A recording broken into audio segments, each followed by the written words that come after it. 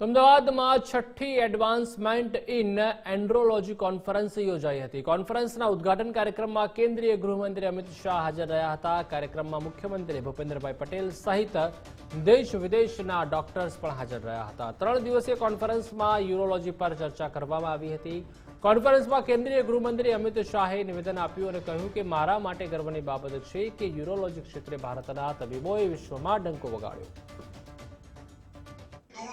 दूर तक वैक्सीन की संभावनाएं भी नजर नहीं आती थी, रिसर्च भी शुरू नहीं हुआ था। भारत कैसे मैनेज करेगा? ढेर सारे लोगों से मेरी विदेश में भी बात होती थी, उनको भय था कि हम बहुत वर्स्ट सिचुएशन में पहुंच जाएंगे।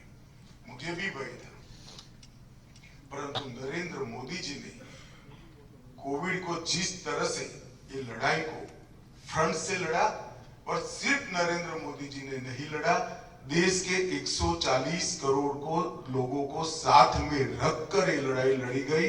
हम सफलता से इसमें बाहर आए। ये न्यूरोलॉजिस्ट यूएसए तथा यूरोप જેવા દેશોમાં કરવામાં આવતી સારવાર જેવી સારવાર ઓછા ખર્ચે અને વધુ સારી રીતે કરી રહ્યા છે તેનું પણ આપણે ગૌરવ કરવું જોઈએ। એડવાન્સ ટેકનિક, એડવાન્સ ઇન્સ્ટ્રુમેન્ટ અને હાઈ સ્કિલ્સ લેવલ પર ऑफर थती वर्ल्ड क्लास मेडिकल सर्विस आपवामां आपणा यूरोलॉजिस्ट सफल रह्या छे। गुजरात सरकारे पण डॉक्टरोनी कामगीरी माटे आरोग्य क्षेत्रे सकारात्मक वातावरण पूरुं पाड्युं छे।